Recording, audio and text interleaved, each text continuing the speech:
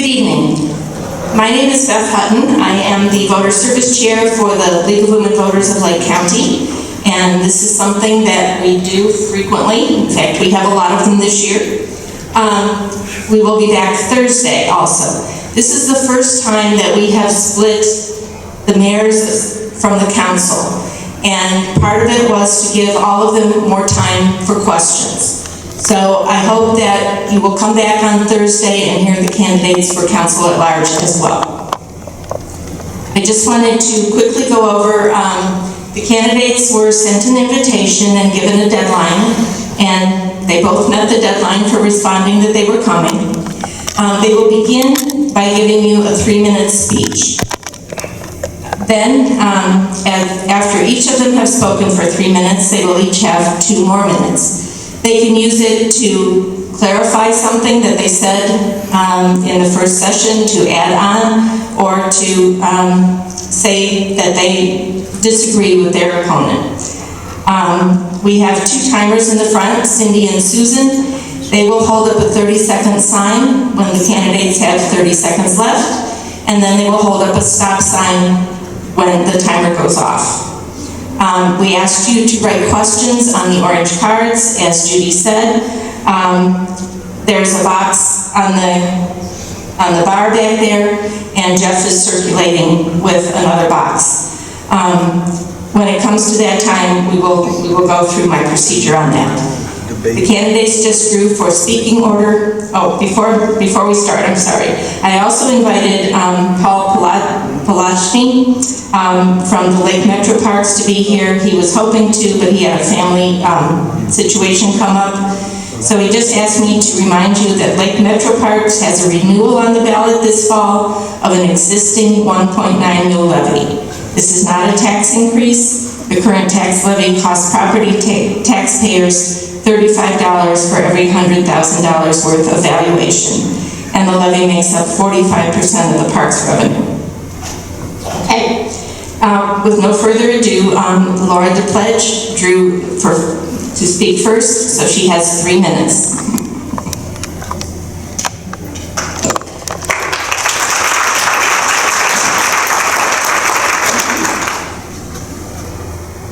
Good evening, everybody.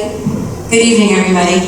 I'd like to thank the League of Women Voters for organizing this candidates forum. I'd like to thank the Croatian Lodge for opening their facility for this very important civic event. And I'd like to thank all of you for coming this evening. It is always a pleasure to speak with people who care about our community. I may not get to share all my information with you this evening, so please peruse my website at DePledgeForMayor.com. You'll be able to read about me and watch some videos, and that may provide you some more information with information about me. What if we're all looking for a more transparent government and better communication? What if we want our city financially managed so that we have fully staffed first responders and infrastructure improvements? What if we're tired of the same old and we're looking for a Vine Street facelift and a little better recreation choices?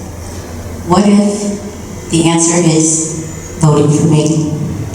I'm Laura DePledge, and like many of you, I'm a longtime resident of the city of Eastlake. I'm a licensed practicing attorney, and I practice in courtrooms all throughout Northeastern Ohio. I support families and businesses in the most difficult times of their lives. Sometimes I get to give them good information, and sometimes I have to share with them information that they don't want to hear or that they don't want to believe. Regardless of how difficult that is, I always find a path forward. I want you to have the full benefit of my communication and negotiation skills, my business acumen, and my legal experience. I know our history, and I am committed to our future. Some of you may know my family history. The Pledges have lived in Eastlake for over 80 years. I'm the granddaughter of a 1940s Eastlake building inspector and the daughter of a police officer, Marine, and police dispatcher. I attended our schools, Washington, Kennedy, and North High School. I have earned a bachelor's degree in business management, and I obtained my Juris Doctorate from Cleveland Marshall College of Law.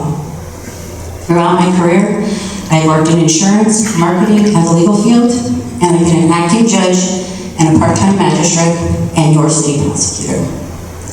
In addition to operating my full-time practice, I made the decision, wow, 30 minutes already, okay, to devote my free time to help Eastlake's financial nightmare. We were in fiscal emergency. I was elected as your council representative for 2 terms, and I was your city council president.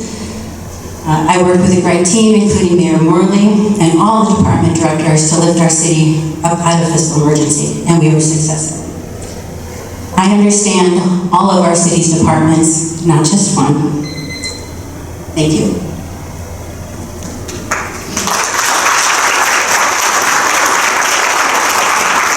That 3 minutes goes fast. Kevin Kostelnik will be our second speaker.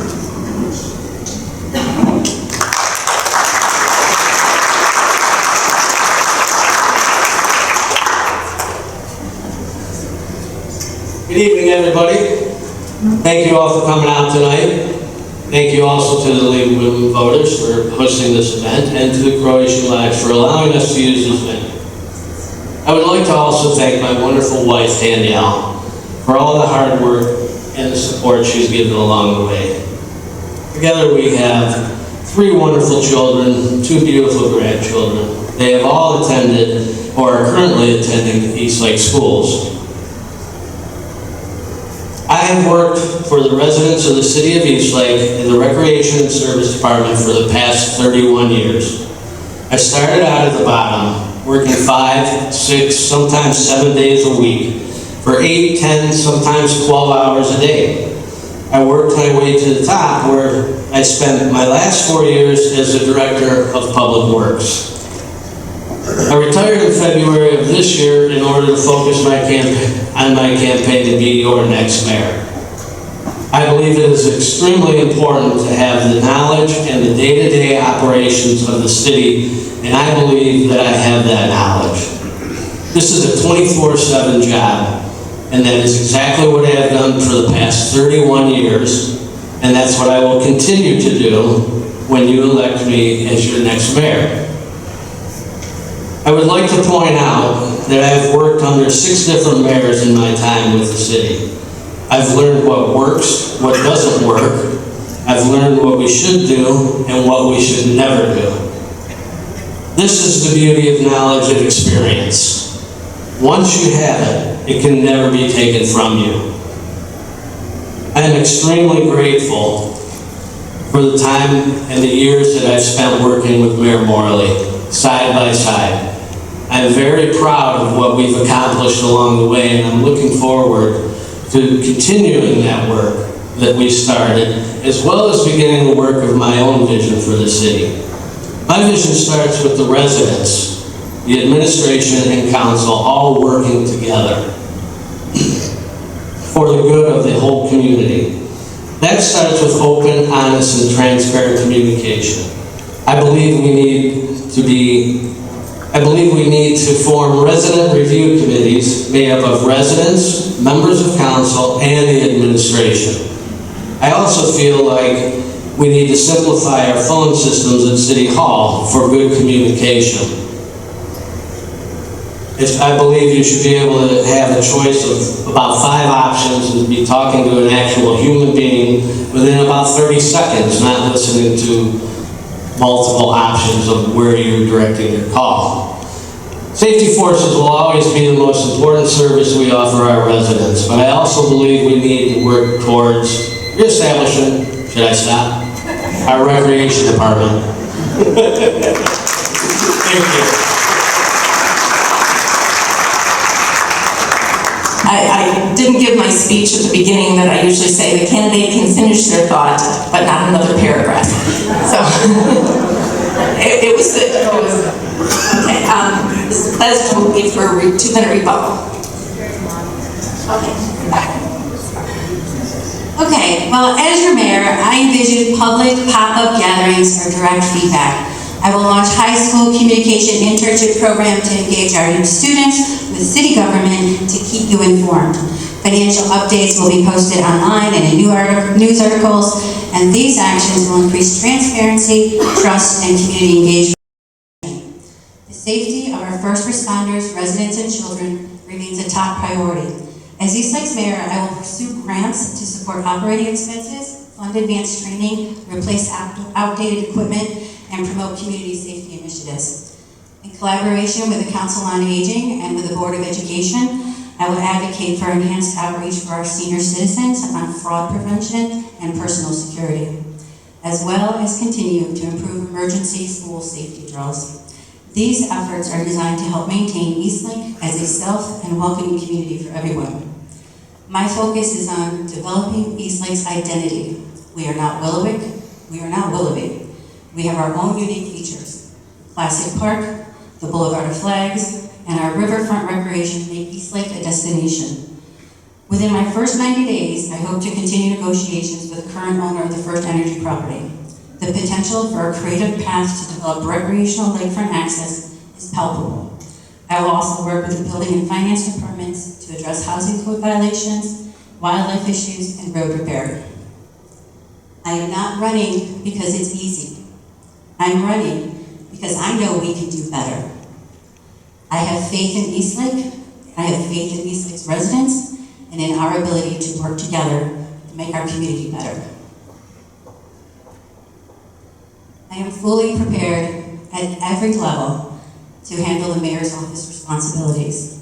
You can count on me to do what is right for Eastlake, speak my mind candidly, and assure Eastlake has a strong and prosperous future. Thank you.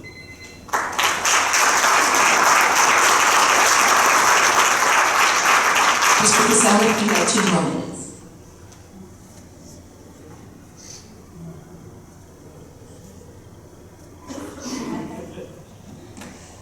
Well, thank you. They say imitation is the purest form of flattery, so thank you for imitating my thoughts and my ideas. We have been working with the owners of the former CEI property for the past 2 years. So that property is now owned by IDA, which stands for Industrial Development Advantage, which I've heard my opponent say stands for IDA Power, which is a different company located in Eastlake, but not the owners of the property. So, back to where I was. Full transparent service to our residents, but I also believe we need to work towards reestablishing our recreation department for our kids and our seniors. Above all else, I will prioritize fiscal responsibility with a strong focus on community development. This is what we need to keep our community strong and moving forward. Thank you.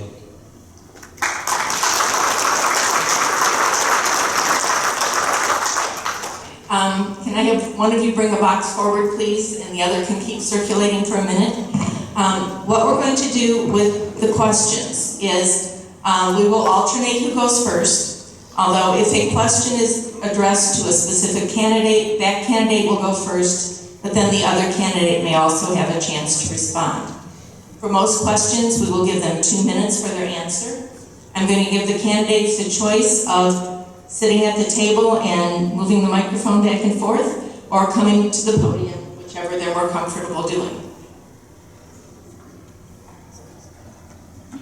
I'm not looking.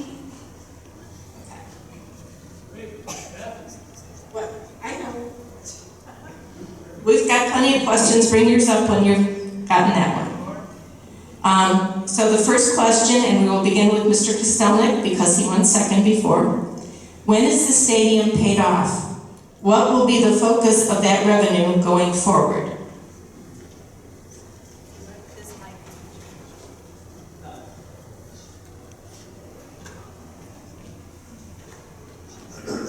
So thank you for the question. The stadium is scheduled to be paid off in 2027, 2 years from now. I believe that it could possibly be done sooner. I do have some plans for the stadium. That revenue can be used for a couple of different options.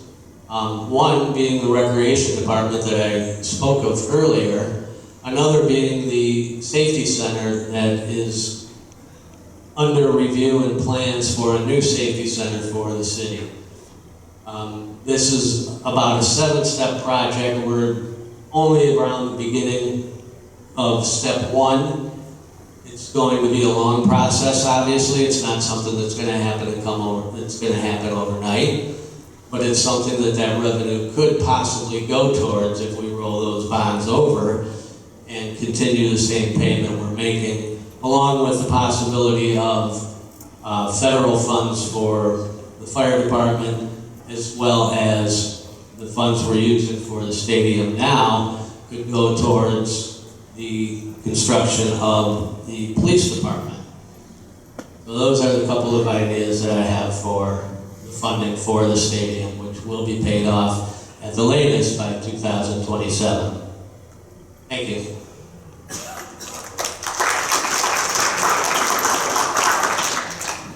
Okay, the question again is, when will the stadium be paid off, and what will be the focus of that revenue going forward? Again, the stadium, as Kevin stated, will be paid off in January 2027. The focus of that revenue, obviously we have money, you can spend it, but Eastlake only has about a $5 million carryover, which is a far cry from where we were when we were in fiscal emergency. So while it's easy to spend money, I think the best use for that money is to invest it for a long term and get some interest on it, maybe put it in a bank account, and within 5 years we could have $1.5 million and we could be generating. That could be a self-sustaining account if we were to move into a recreation department. For right now, I don't see us expanding into recreation. I see us continuing to be fiscally responsible. The money that we do have that is over and above our normal operating expenses is COVID funds. It was given to us during COVID, and so that's why we have that little extra cushion that we have. But we are down almost $2 million from 2024 to 2025, and I want to see what happens in 2025 if there's another $2 million decrease or significant decrease in our extra funds, if you will, in our operating account. So my plan would be just to bank that money and see what we can do with it and continue to build our reserves. And if in a few years we have enough for a recreation department, I think we can, but I don't think we have that money today. Thank you.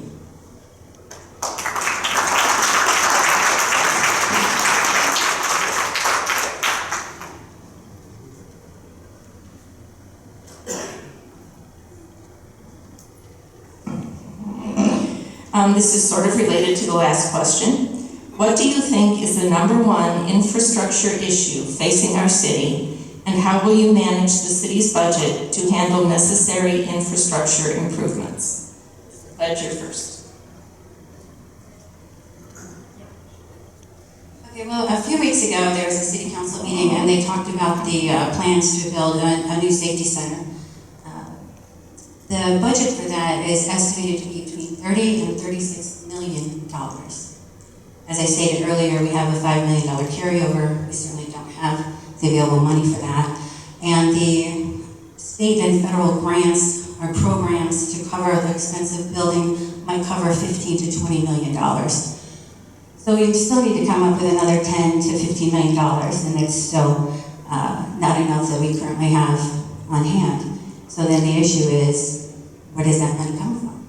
And the only way we're going to get that is from the people if they pass the levy. They did that in, if you remember, it was 1974 or 1976. They passed a bond levy to build a current police station. So as far as I'm well aware of the infrastructure issues that are facing our police and fire department. I hope that the public becomes aware of that. That'll be part of my platform to make sure that they are informed and that they know that we need upgrades. But the only way you can see that being successfully accomplished is through a safety forces levy for our police and fire department to have new buildings. And I agree that they need to be replaced, but the price tag is substantial, and it's going to go up before it goes down. Thank you.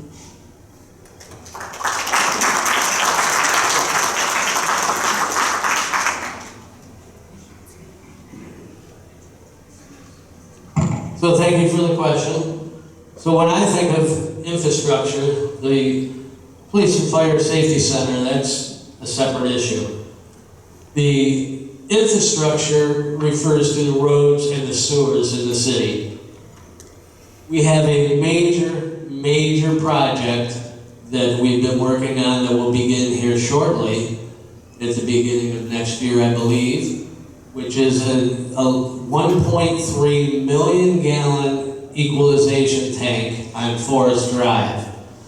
That is already underway and going to take place. And then what that does is the overflow sewer that when there's a flood issue or too much capacity for the pump station to handle, this overflow tank, again, 1.3 million gallon tank, the sewage will be directed to that until the pump station is able to handle the amount of water that's in there, and then it'll be slowly released to the pump station and then relieved back to the WPCC.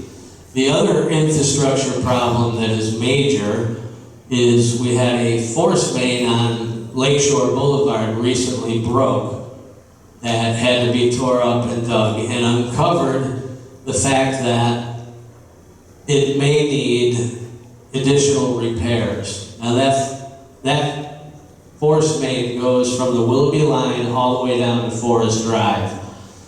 We're going to have that camera. This is in conjunction with the City of Willoughby and the WPCC. And we'll have that camera first to determine what needs to be done. Hopefully, we can get away with lining it. If not, the whole thing will have to be replaced, which is going to be quite expensive.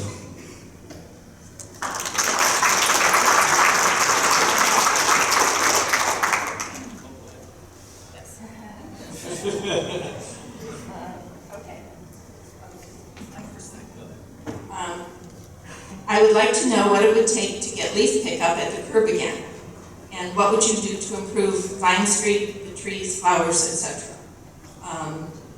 This is 3 parts. We'll give them 3 minutes. And how would you make businesses accountable for keeping properties clean?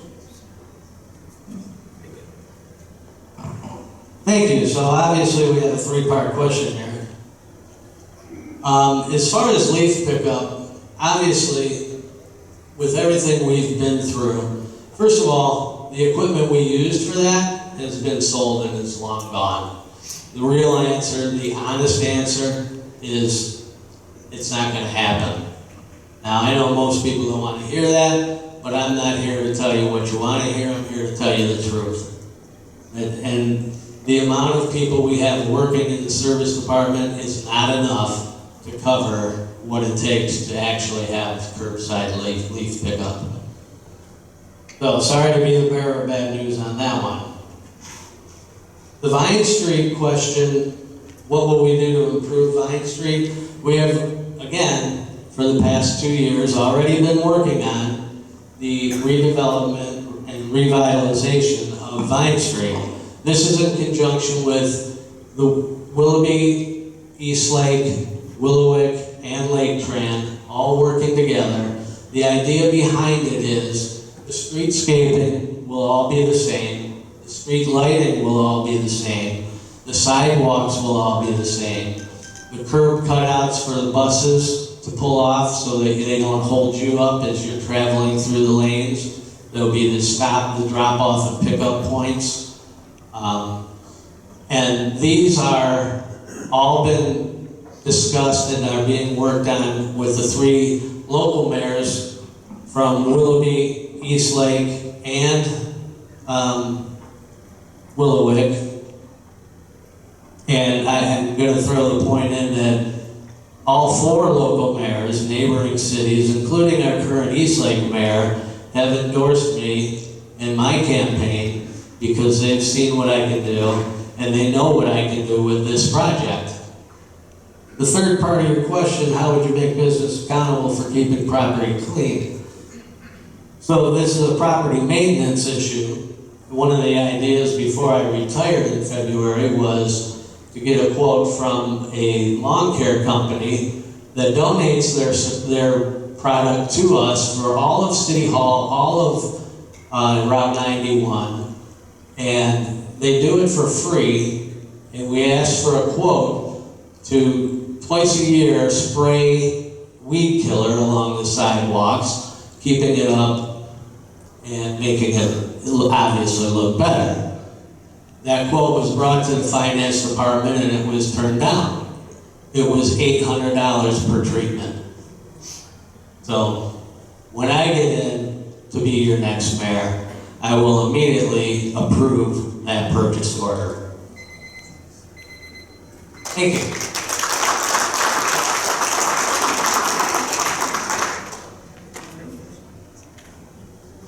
The question again is leaf pickup curbside, and what would you do to improve 9th Street and the trees? And how would you make businesses accountable for keeping property clean? I find it interesting that we don't have equipment to pick up leaves. However, my opponent believes that we do have money for a recreation department and a recreation director. So a recreation department and a recreation department would cost our city probably between $50,000 and $60,000 a year, and that would be an ongoing expense for each and every year. Whereas the cost for leaf pickup would have the purchase of the equipment and the labor that is already part of the budget that's in the budget. So I don't think you can have it both ways. Either there's money for a leaf pickup or there's money for recreation. If there's not money for one, there's not money for the other. As far as improving the trees and improving Vine Street and the trees, one of the things, my opponent focuses on the roads, and I think Vine Street's looking great. They've done a wonderful job with that. But as far as the actual improvement and making it look good, we could find different trees that the roots aren't going to destroy our sidewalks and planters. I have spoken with a local artist who would like to do some artwork, and obviously we need to reach out to the owners of those properties to see if that's something that they would be amenable to. Just a visual improvement to Vine Street. And as far as making businesses accountable for keeping property clean, as your prosecutor, they are obligated to keep their properties maintained, and they can be cited for failure to maintain their property. And that's at no cost to you. That's just writing them a ticket or a citation. So I think that would be the best way to move forward, to make sure that their grass or their weeds or their yard is in accordance with the code. If there's violations that are not addressed in our ordinances or our code, we can add them through the ordinance committee and we can hold them accountable. Thank you.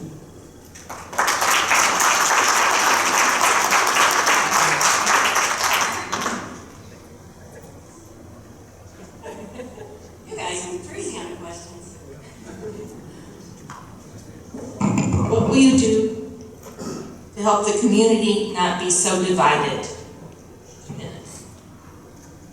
Well, that's kind of interesting because I've been door knocking, and I've knocked on all kinds of doors, Republican doors, independent doors, Democratic doors, and we all want the same thing. And we don't have the national issues here in Eastlake. We're divided because we're divided nationally, but in Eastlake, everybody wants good services. They want leaf pickup. They want their children to be safe in school. They don't want their taxes to go any higher. Those are all things that we want. Those are all things that we have in common. And as your mayor, I can certainly make sure that I do my best to ensure that those things happen. When I talk about bringing the community together, again, when I spoke earlier, I spoke about the impromptu get-togethers, and that's something that I can do. I can put up on the city's Facebook page or on the website, hey, I'm going to be at this place on Thursday morning at 9 o'clock. Why don't you join me? Why don't we have a conversation? And hopefully there'll be a lot of different people at that table. But I think the more that we talk with each other and the more that we share our ideas and our concerns and our fears, the closer we'll get together.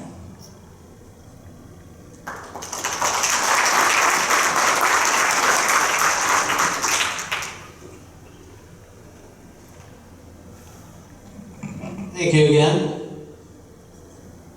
So if you recall, I spoke about transparency, and I also spoke about resident review committees and residents and council and the administration working together for the same goals.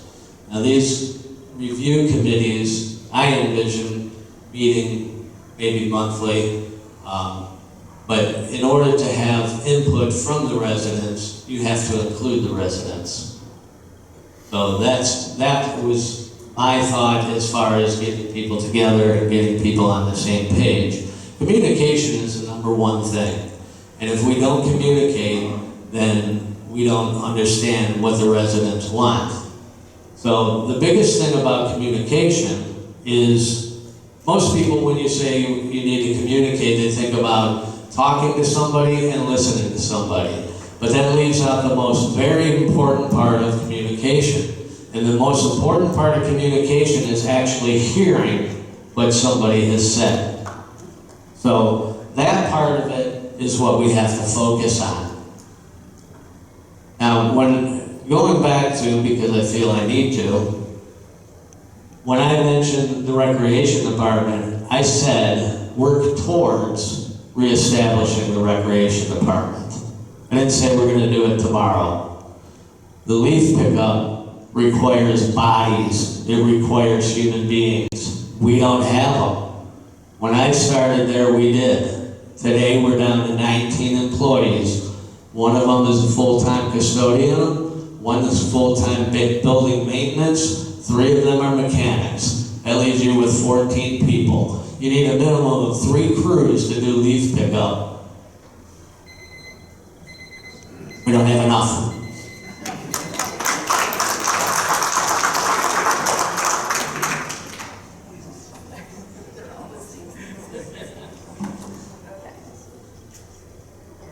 If elected, do either of you have any affairs to divest? And if so, what is your plan to do so? So I assume they mean business accounts and... So thank you for the question. I retired in February of 2025. So my answer to that question is no, I do not.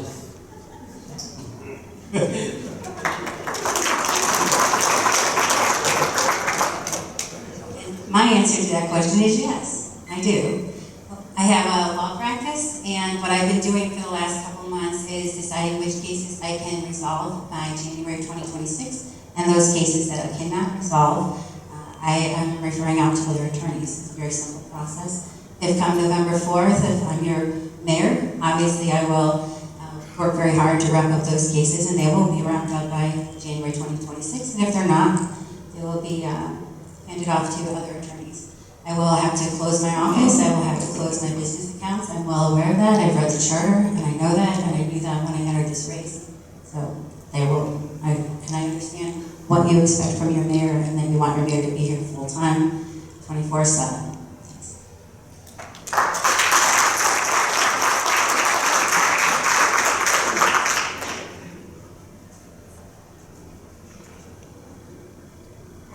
What big projects do you have hopes for to bring to the city? That is a great question.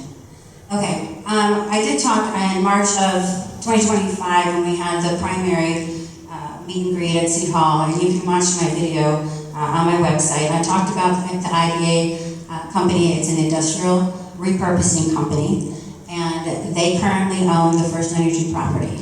And so my goal, and again, this isn't something that happens in a week or two or a year or two. This is a long-term project. But I would love to come up with financing and a project that we could use the water, the intake section for, I always say where the Eagles are landing, the pier. They could put a pier there, we could have some water access, we could have a boat ramp. There's all kinds of things that we could do with that property. It's 185 acres. It's my understanding that IDA wants to use it for data storage. My guess is they can use some of those acres for data storage, but they probably don't need the lakefront acres. And if they do, they could probably share a few with us. So ultimately, that would be my dream for Eastlake. I think that's a dream for a lot of our residents, and a frustration too, that Willoughby has lakefront property, Willowwick has lakefront property, and we have river access, and we have the access to the lake. But it certainly would be incredible to have, even if it started out with a little pier. I look at Town Line Road, they got grants and funding, and they have a safe harbor. Painesville Township Park put in a whole pier which actually walks out into the lake. You can walk out into the lake and see that. So something like either of those two projects, which again takes a significant period of time, would be an incredible recreational area for our residents, and it would also draw people here and make Eastlake a destination for boaters, kayakers, canoers, fishing charters, and all those people come and they eat in our restaurants and they stay in our hotels, and that's really good for our economy. So long term, that would be my big project and my big dream for the city.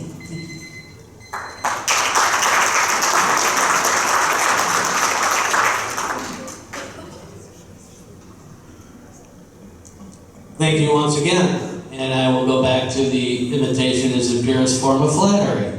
So I thank you once again for that, Mr. DePledge. We have been working with the CEI property owners for 2 years now. This is nothing new. This is not her idea. This has been in the works. What they are open to is us having our seawall back. Other than that, they're going to develop that property, meeting our zoning laws and requirements with whatever they choose to do.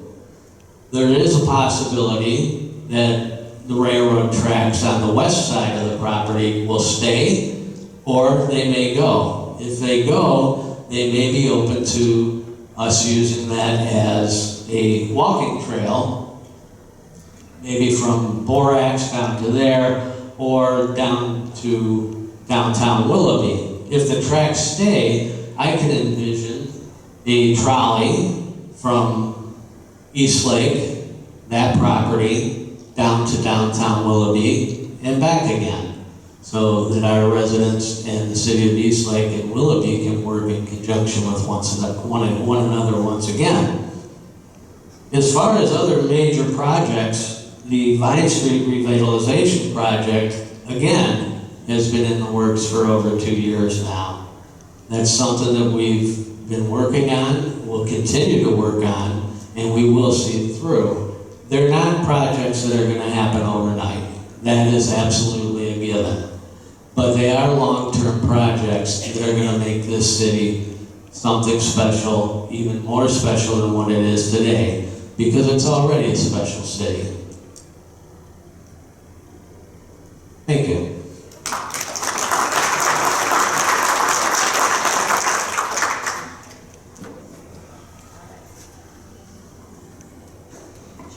How will you pay for all that you suggest, the improvements, etc.?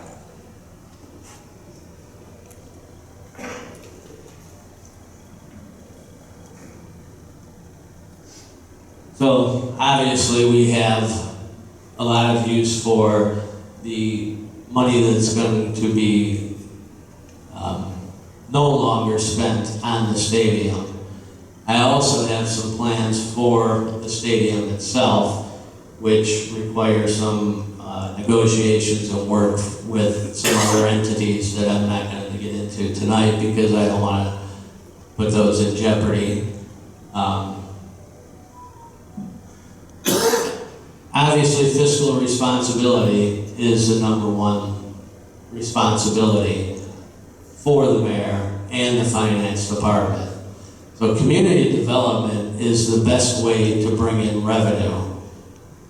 And we have to have a very, very strong focus on community development to bring more revenue into the city. Anything we do, the very last thing that I would like to see or ever have to do is ask for a tax increase. I don't see that as necessary. I don't see that as something that I'll be doing. I can't promise you that at this moment, but that's not in my plans. So if there's something that we can't fund, then we hold off on it. We will be fiscally responsible 100%. Thank you.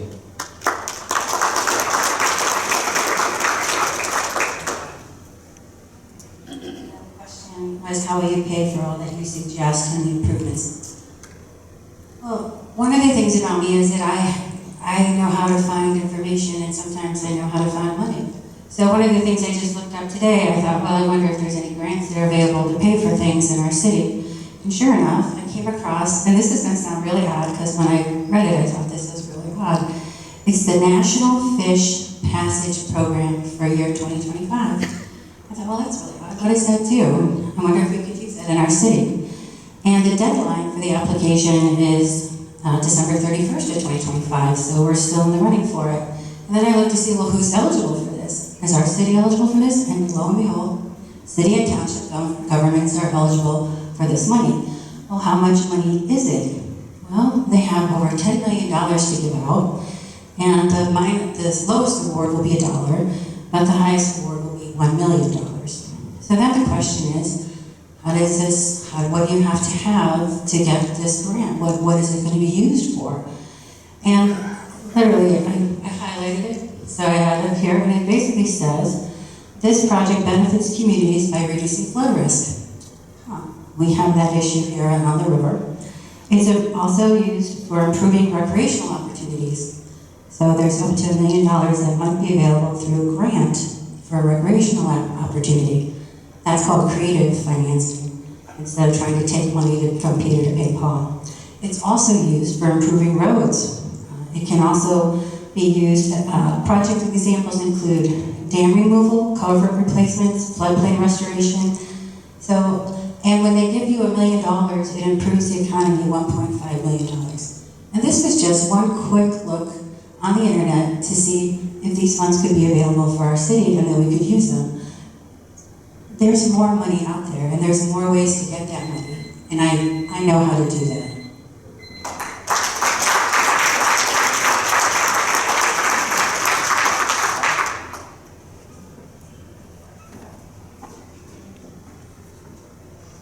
I'm concerned about all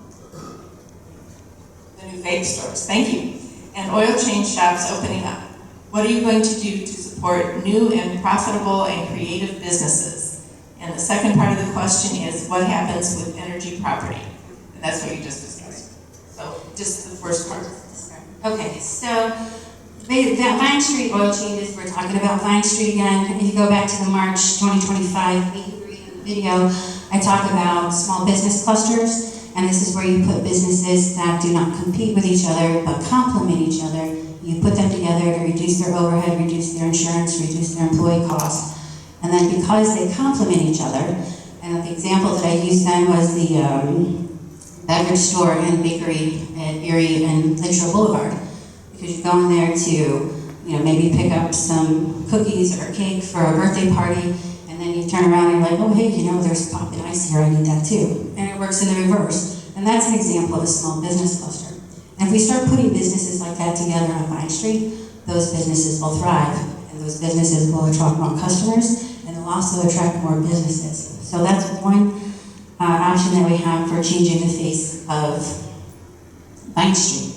The other thing, and I hope I get through this because this is really kind of important, there is a local community that is going through some development and reconstruction, and by doing that, they will be displacing several businesses, big and small.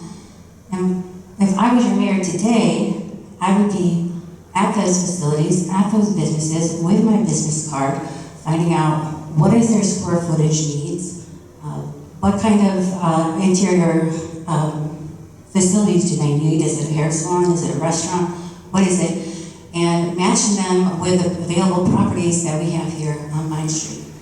And that is why, it's a clear opportunity to, and again, I don't want to use the city or anything because I don't want to tip my hand, but it's a clear way of getting businesses into our city that we know are going to be available, and we know are going to be looking for new spaces. And again, if we can bring those businesses into Vine Street, everybody benefits. Thank you.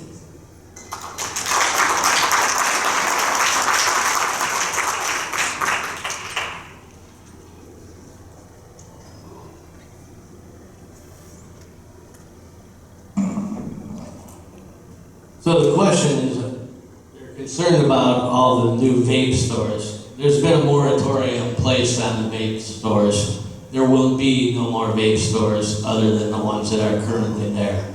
And when they leave, they're gone.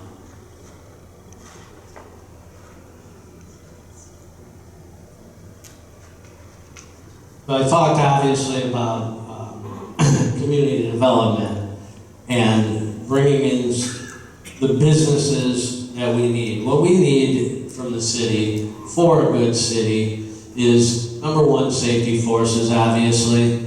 Number two, good schools. And number three, recreation programs for our kids and our seniors. Those are three of the biggest, most important things for our community.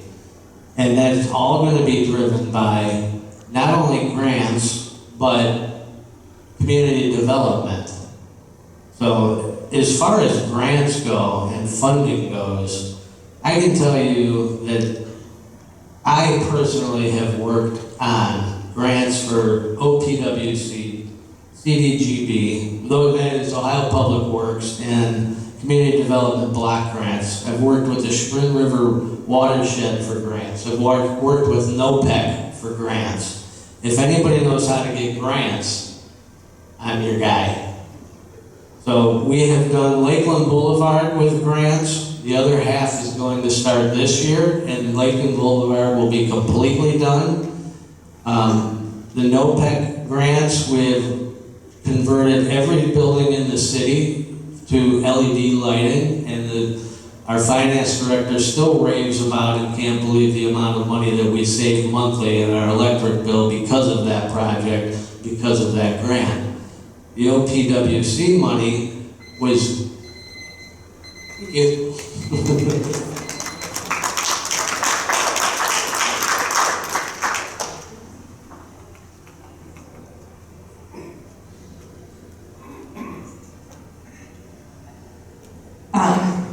there seems to be a theme tonight on economics. This is, will you try to get more industry into Commerce Parkway off Erie Road?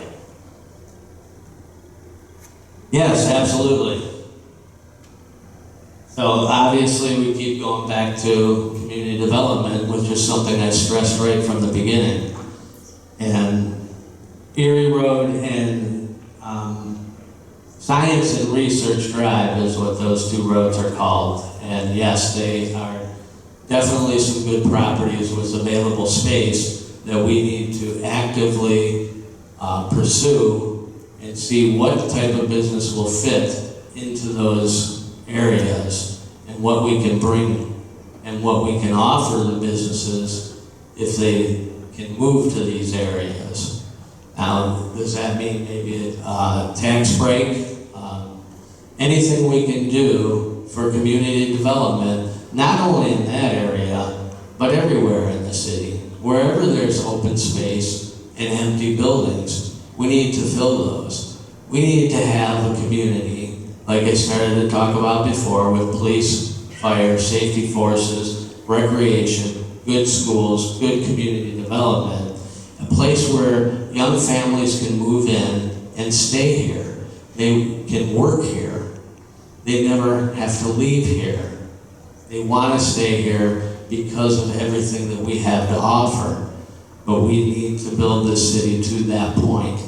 And this is the way we go about it. It all starts with community development, and then it starts with strong finances. We already have good schools. We already have exceptional police fire forces. We have excellent service department, although understaffed. We need to build these things, and we need to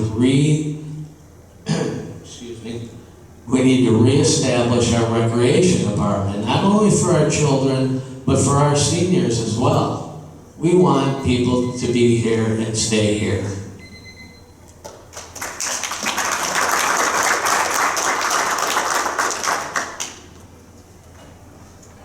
The question is, what will you do to try to get more industry into Commerce Parkway off Erie Road? Well, that property was developed about 20 years ago by former Mayor Dan DiLiberto. You may recall that. There's a bunch of litigation that surrounded that property.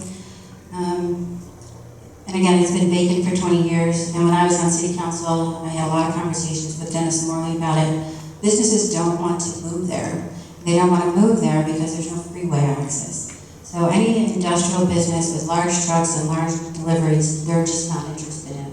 So we have to get a little more creative and try to figure out what else we can put in there. And at this point, I'm little surprised by the question, but I really don't know what would go in there, but I know what does not want to go in there. And so we would just, we'll keep our eyes open again. That when I mentioned in the earlier question about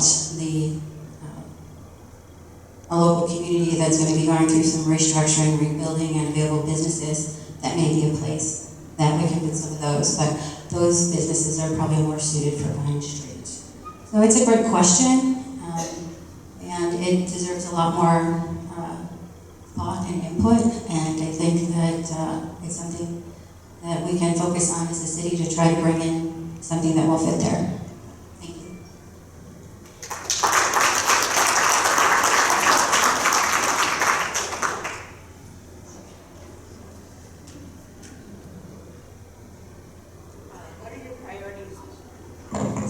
What are your priorities should you be elected? Road repairs, residential, schools, businesses coming to Eastlake, taxes increase. I think both candidates have already pretty much covered that. Let's give them a quick 2 minutes, and I'm going to pull the next question and make sure it's not. What are your priorities? Again, obviously we all want great roads. Our schools are brand new. I've talked about the businesses coming. Taxes increase. Nobody wants a tax increase. Let's be realistic about that. So my priorities are bringing our community together. Transparency and communication. There's things that happen in the city that you don't know about. I think everybody a few months ago was upset about their water bill increase and nobody knew about it. And I went back through the Eastlake Gazette to see what was happening with that. So it's about communication and transparency. Because when I was leaving City Council, we had just received notification that there were going to be unfunded mandates for improvement to the water plant. So City Council knew for years that there was going to be a water sewer bill increase on your increase, and nobody knew about it. And I think as an elected official, whether you're the mayor or the City Council person, you have an obligation to make sure that the residents know about those upcoming expenses. And I certainly will make sure that you know about those upcoming expenses as soon as I do. What they could have done, instead of walloping everybody with a giant water bill, is they could have allocated that on an annual basis, $5, $10 a quarter, and let people know that it was coming, and they could have handled it that way. Instead, people were shocked that they just got hammered with it. So my priority is making sure you know what I know, and that you have all the information you need to plan your budget and run your household, just like I intend to be accountable with your money as your mayor. Thank you.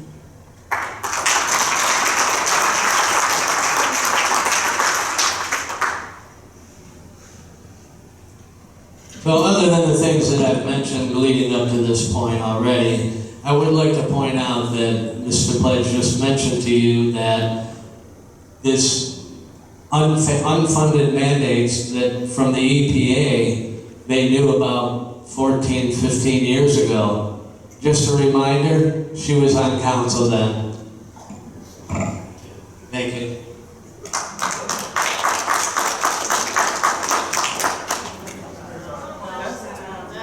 There was another question about development, but I think we're going to go on to something a little bit different. When and will you enforce the laws that are already in place? For example, maintaining our properties, junk in yards, and inappropriate parking of campers, etc. So this is a very good question, and I'm glad you asked it.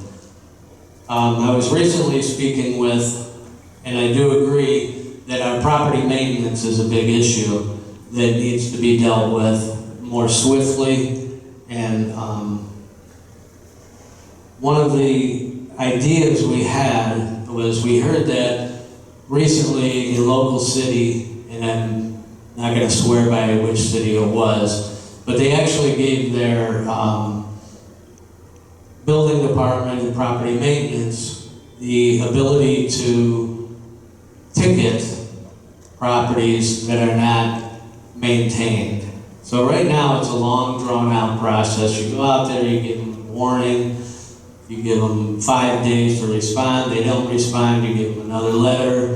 Then you have the ability to send in our contracted lawn cutters for maintenance, and then if they don't pay, which they usually don't, then the money goes onto their taxes.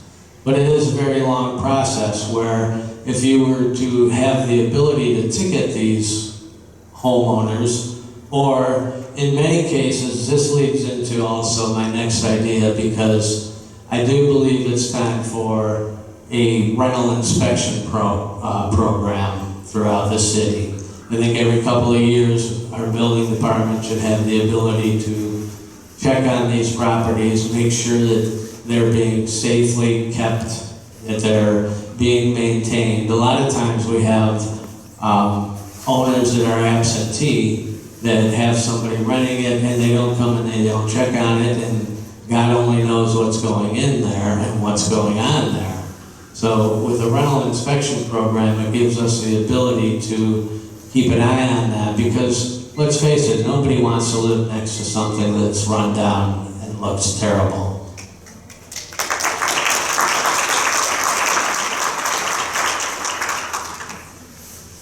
Well, just to clarify a few things, I was not on council for the water sewer mandate when that came through. It was my last year, and it's been 8 years, it was 7 years since then before the increase went into effect. No, I said it was in 2017. I never said they knew about it 15 years ago. Kevin, I never said I knew about it 15 years ago. What would you do, I lost the question here. Enforce the laws already in place, maintaining on properties, junkyard yards. Again, this is something that was discussed in council when I was on council, and everyone agreed that the right to be in your home and free from these searches was paramount. I don't know how many of you own your own homes or how many of you have rental homes, but I'm sure you don't want the city building inspector walking through your home at any time. So it became a constitutional issue and a constitutional argument, and city council passed on doing anything as far as interior inspections into your rental property. Anything that is visible from the outside, from the street, is enforceable. So the building department can issue citations if it's broken windows, broken garage doors, broken down cars, unlicensed vehicles. All those things can be handled through citations.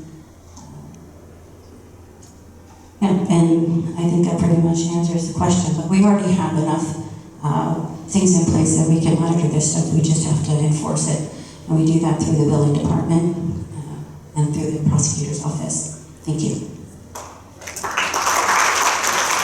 Okay, there was another question about waterfront development, lakefront development, so both candidates need to be aware that's a big issue.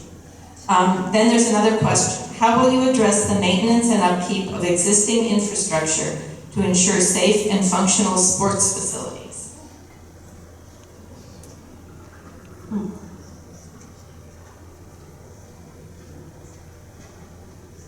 Well, we don't really have a sports facility. We have parks, we have a skate park, we have a pickleball park. Obviously, I'm going to continue to maintain those, make sure that there's funds available to maintain those. I'm trying to think what sports facility in Eastlake. I mean, the sports facilities in the schools, those are all maintained by the schools. We don't have anything to do with that. But again, maybe this is more of a recreational question, and I think I've already addressed that as well, that there's, we're going to talk about the budget and what we could do. But our recreation department recreation in the city is pretty much run by volunteers, and I know there are some like pop-up concession areas and stands like over behind Eastlake Middle School. The service department will maintain that if we have to, or it's the Board of Education's issue to maintain that. Yeah, I'm not really sure what people are referring, whoever asked this question, I'm not really sure what sports facility you are referring to. So maybe Kevin knows the answer. We'll see.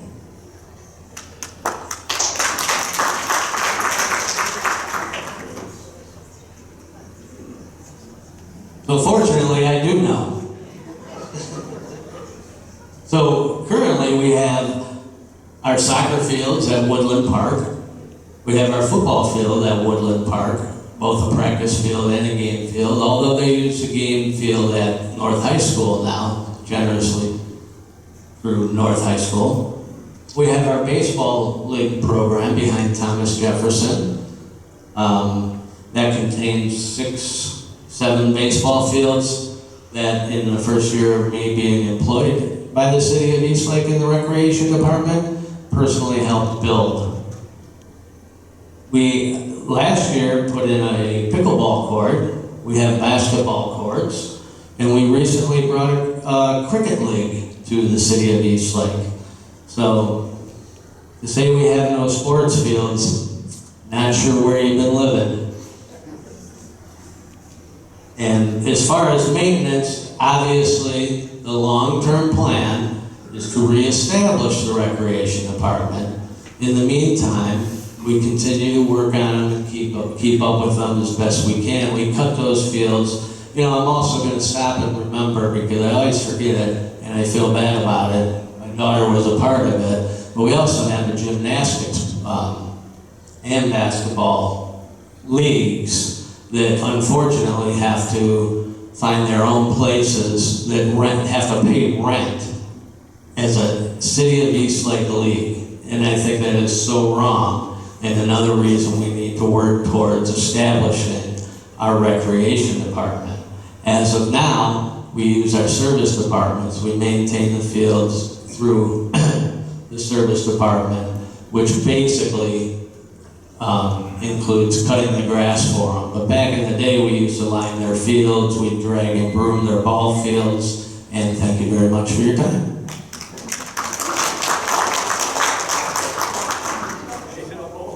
Okay, a little change of pace here.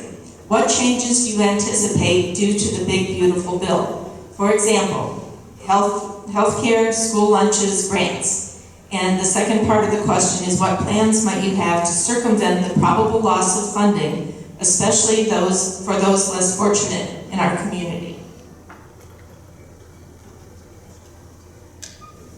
So this is interesting and more of a national question than a local question, but we are losing some local funding. I don't know if it's a direct result of this, but I know our local funding we are losing some of, but I believe that's through the state.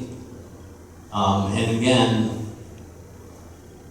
some of these programs that you're referring to with the schools, that's a school board issue. The lunches for the schools, that obviously is a school board issue. We do have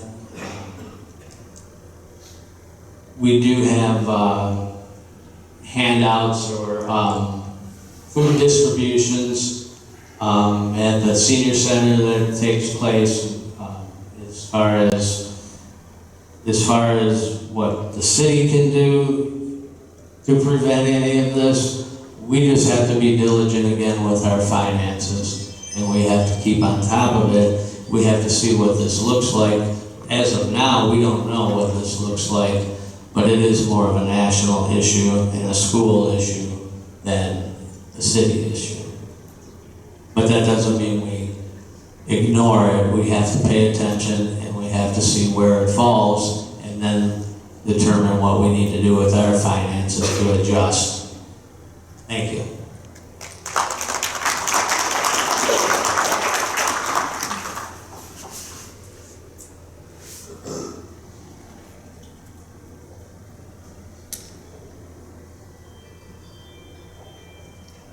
Okay, well, the big beautiful bill certainly passed Congress and it's in effect.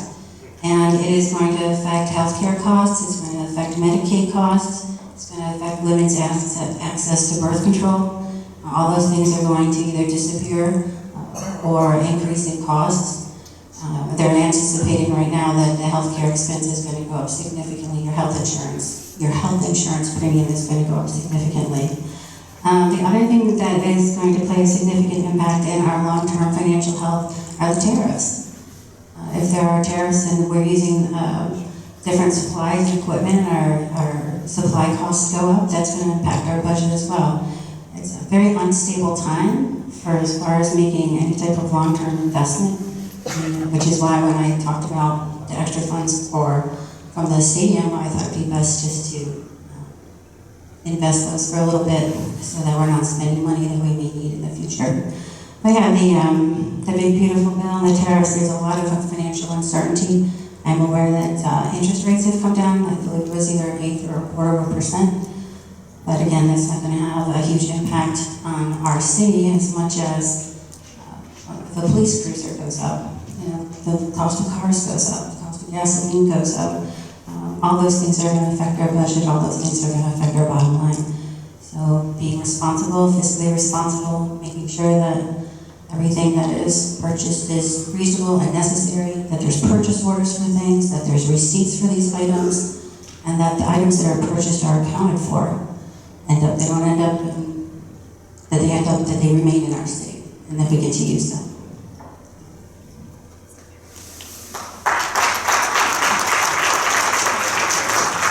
Okay, this is a two-part question.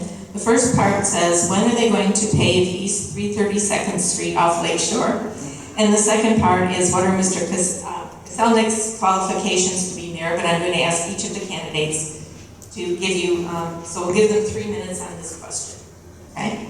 Well, on the paving on East 332nd off Lakeshore, I understand from when I spoke with the finance director and the current service director that they have a list of streets that need to be paved, and I did not get a copy of that list, but I don't know if 332nd is on it, but if it is, it'll be on the list to go down.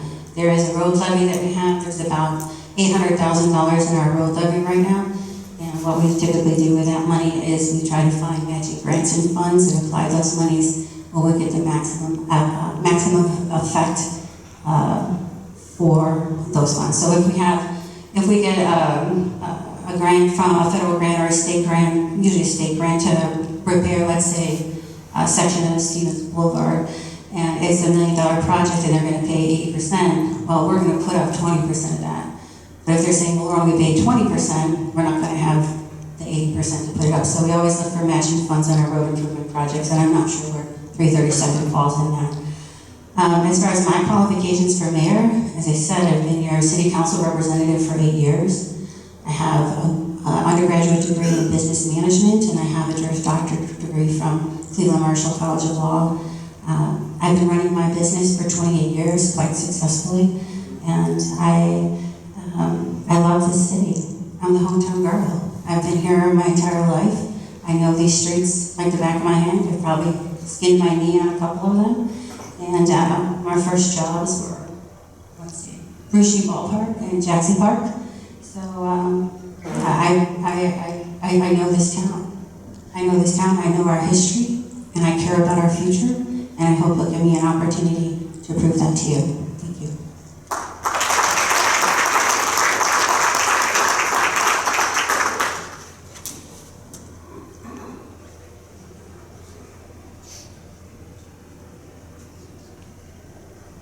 Thank you again for the question.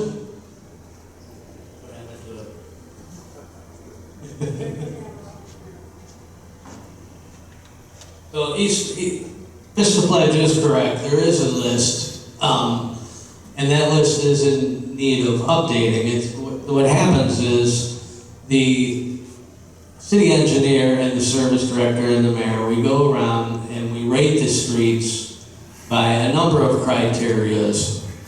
So then you go to your budget and you see what you can afford in-house, and then you also obviously go after grant money, which I started to speak about before. The OPWC money is usually one that we use quite a bit, but it will follow the rankings of the roads. They're all rated, and you obviously start from the worst road to the least worst roads, and you get through your budget what you have to spend.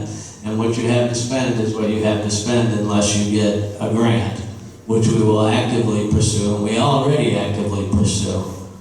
So that's kind of the answer to that. So I don't have a degree, a BS degree or a bachelor's degree, but I do have a degree, a master's degree from the School of Hard Knocks. And I learned that right here in the city of Eastlake, working for you folks for the last 31 years. I have given my blood, my sweat, and my tears for this city, and I'll continue to do that when you elect me as your next mayor. I have worked side by side with 6 different mayors. I'm most proud of the work that we've done under Mayor Morley. We have accomplished many, many projects. I have obtained these grants. I've helped work on these grants. If anybody knows these roads, it's me. I've paved them for you, personally. The sewers, the infrastructure, the sports facilities that somebody else didn't know we had.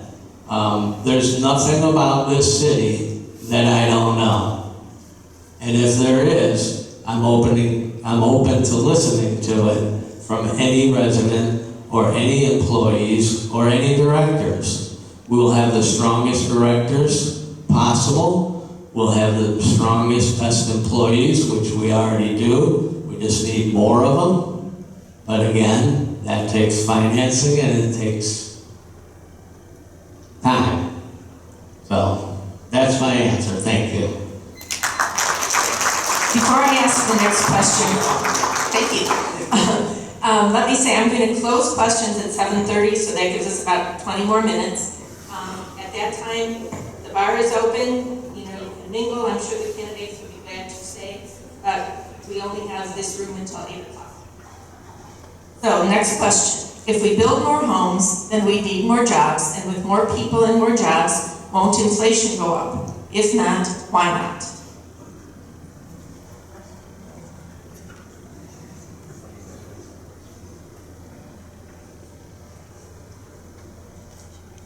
I'm not sure the correlation of if we need more homes and we need more people. That goes back to community development and having the businesses to sustain the people that we have.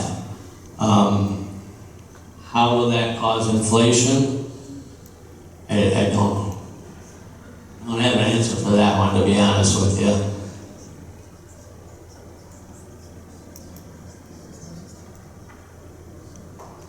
That's all I got.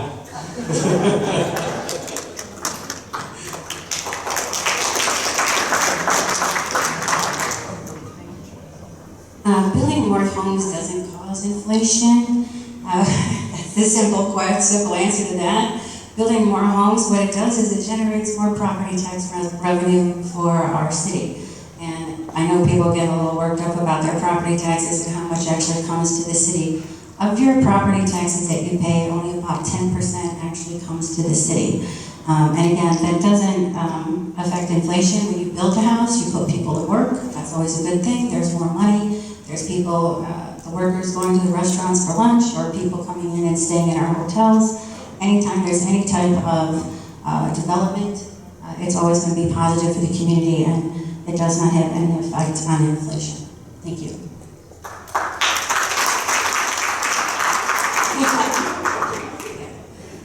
These are 2 related questions, and I think it goes back to something that we didn't understand before.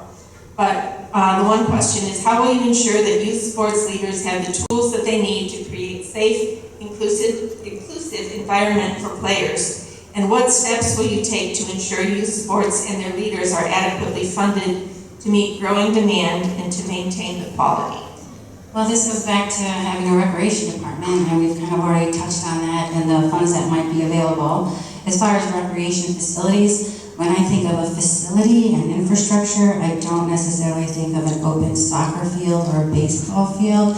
I think of the Lost Nation Sports Center. We don't have anything like that here in Eastlake. But again, as far as adequately funded, these are things that will take time. And again, I felt pretty good today about finding the grant, the fishing grant, which was just kind of crazy. But I'm sure there's other grants that we can use for recreation that will help offset the cost of that. And I think they mentioned something about safety, create safe, inclusive environments for players. I think that I was just at the North High football game last Friday. It was safe, it was inclusive, It was a healthy environment for everybody there, the marching band, the football players, everybody in attendance, everybody's having a great time. There were no incidences. There was a policeman there, there's an ambulance there, and just as a precautionary measure to keep everybody, precautionary method to keep everybody safe. But I think we already do a lot, and I think we have a really safe community, and I think we have an excellent police and fire department, and they're going to continue to do their job, and they're going to continue to keep all of us safe. Thank you.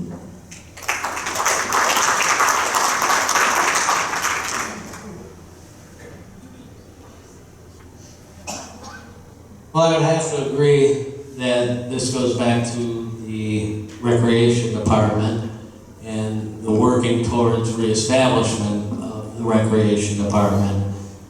What we can do to, although I do look at soccer fields and football fields and baseball fields as our facilities, they are our facilities. We have turned them over to volunteers to run. I don't think that's fair. I think we need to run them the way we did run them originally. But again, that's down the road. That's not something that's going to happen overnight, because it is going to take funding, and we do need to take responsibility for it. We do need to give our kids safe places to play, and we need, there's leagues to have those places. I touched on the gymnastics league that has no home and has to pay for a building to rent. I touched on our basketball league that has to rent their own building because we don't have one. That's not fair to our children. And not only do we need to provide those for our children, but we do need to maintain them, and we do need to make sure that they're safe, and we do need to make sure that it's something that we take hold of and not put the onus on the volunteers and the coaches and the parents. They have enough on their plate that this is something that the city itself should be maintaining. Now, when I talk about recreation, I'm not only talking about the children, I'm also talking about the seniors. The senior center, we moved, the third time we've moved it since I've worked there. We completely reconstructed the community center and turned it into the senior center. What's lacking there now is a room like this. They don't have a room for their lunches where we used to have Meals on Wheels in there, and we used to serve the lunches. We don't do that anymore because we don't have the room for it. That's something that we also need to look into. And again, this isn't tomorrow. This isn't next year. This is down the road, but it's something we need to plan on. And I think that falls under the onus of the city to offer our seniors more bus trips, more adventures, more. We did the pickleball court mostly for the seniors because that's something they wanted and that they enjoyed. And we may look into possibly some more pickleball courts if that takes off the way we anticipated it to. So those are my thoughts on the matter. Thank you again for your time.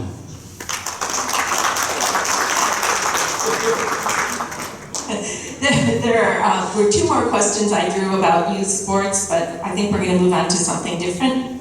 But both candidates need to keep that in mind, whoever's elected. Can you explain the process the City of Eastlake follows when making a purchase? Specifically, is there ever a reason or scenario where a purchase as large as $26,000 would not require both a purchase order and a receipt?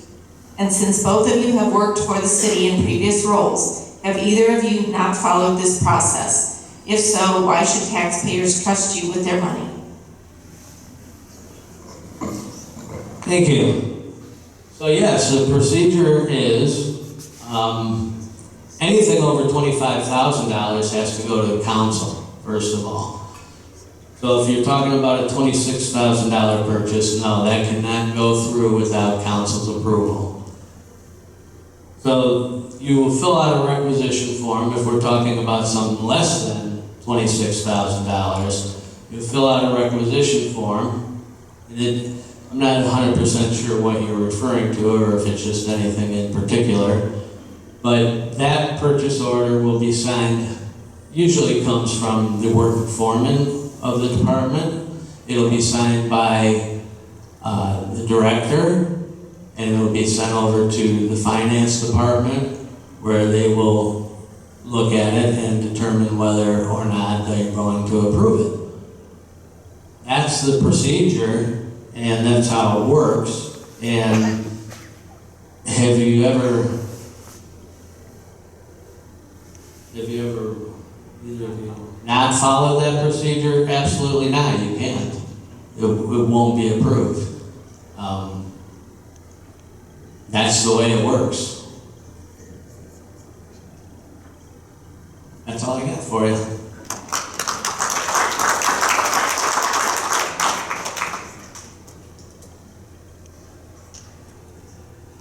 In my conversations with the finance director, there is a very specific process that you go through for any director to make any type of purchase in the city.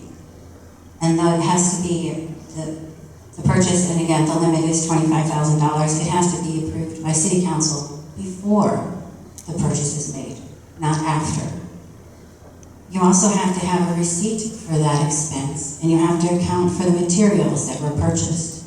If you did not provide a receipt, or you did not account for those materials, as occurred in October of 2023 with the service department and the service director, what happens is city council and the finance director has to reallocate $26,000 from one account to a different account, and they have to make sure that the vendor is paid.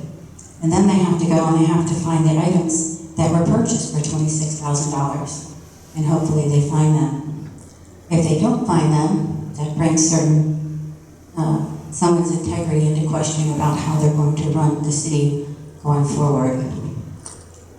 The process is, you need an item, you fill out a purchase request, you get it approved through the finance director and city council, and once city council gives you the approval to spend those funds, you can then take those funds and you can work with the vendor to secure the materials. And then you have to show proof that you actually purchased those materials. So it is a process. It's a way to protect your tax dollars. And it's a way to make sure that there's accountability in the process. Thank you. The next question is, how do you find grants, and what kind of grants are available? Okay, well, I kind of already talked about this, didn't I? So, grants.gov. I Googled grants today. Grants.gov came up. There's all kinds of grants for all different kinds of government uses, recreational uses, safety equipment uses, all kinds of things. And you just go through them and you look and see, which ones can we apply for? How can we do this? So, as I said, I talked earlier about the fishing grant. So yeah, so there are all kinds of grants, and I'm going to go through them when I have your mayor, and I'm not a full-time attorney running my practice and running for mayor, and I have time to sit down there and study all the grants. That's what I'm going to do, and that's how we're going to supplement our city and our finances. That's what we do now. We're just hopefully going to get a little bit better at it. Thank you.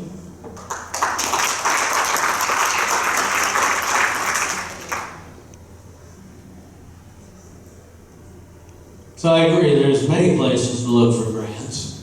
There's many places we already do look for grants. This is something that we've been doing for years, and it's something we'll continue to do for years.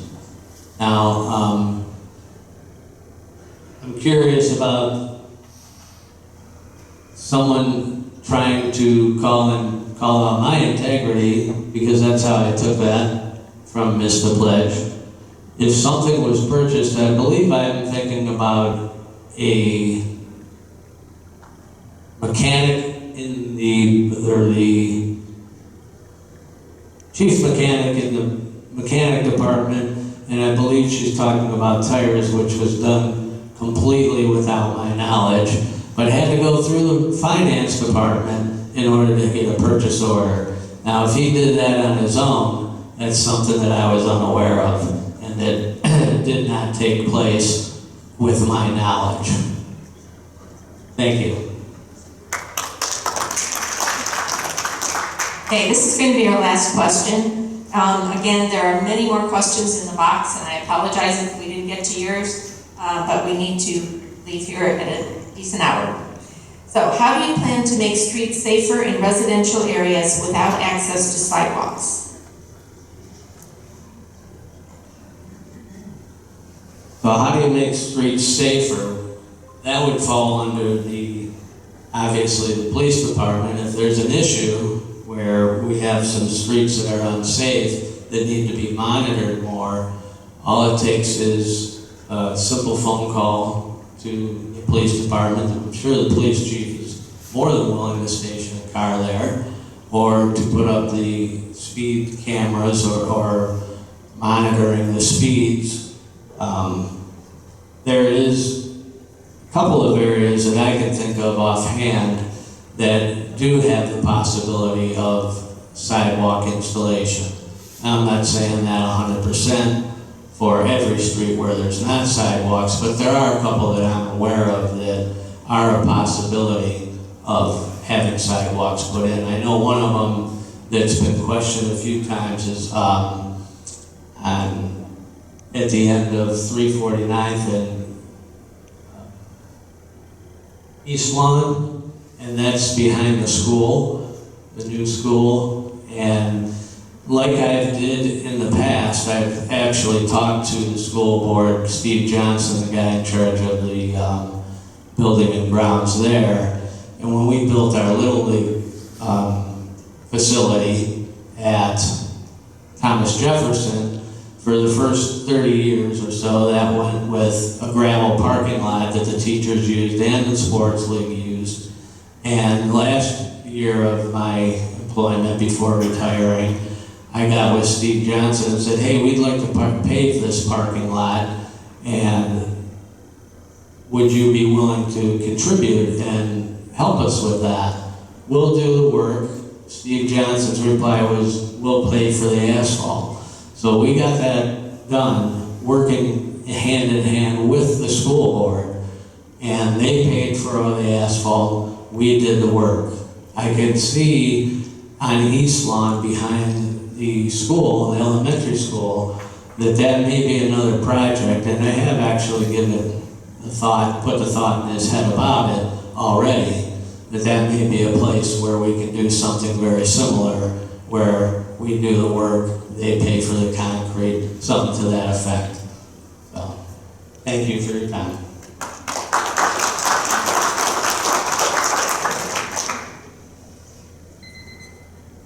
If I was the service director and $26,000 worth of tires showed up in the service department building, and I've been in that building, I would absolutely want to know where those tires came from, where they were going, and where the purchase order was. And the fact that he doesn't know that there was a $26,000 purchase is alarming, to say the least.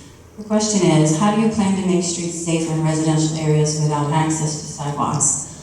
We can contact CEI, and at the request of you and your neighbors, they will install streetlights on your street. One of the other things we can do is we can put in slower speed signs, slow children signs, if you will. We can also roll over the radar, the portable radar machine, to remind people to slow down, that they're in a 25-mile-an-hour zone. And one of the other things we can do is we can have more residents register their ring checks, their ring cameras. And that provides law enforcement with additional resources to make sure that our streets are safer. Now I think you're more talking just about sidewalks, but obviously if there's a car that hits a pedestrian, a ring camera is certainly going to may play a pivotal role in resolving that issue. So those are all 4 things that we can do to make residential areas safer when they don't have sidewalks. Thank you. Okay, at this point, I'm going to call time, and I want to especially thank the 2 candidates for giving up their time tonight, for both being light and on topic. I want to thank my timers. I really want to thank the facility for giving this free of charge for tonight. So please enjoy a beverage and safe travels home. I hope I'll see a lot of you on Thursday.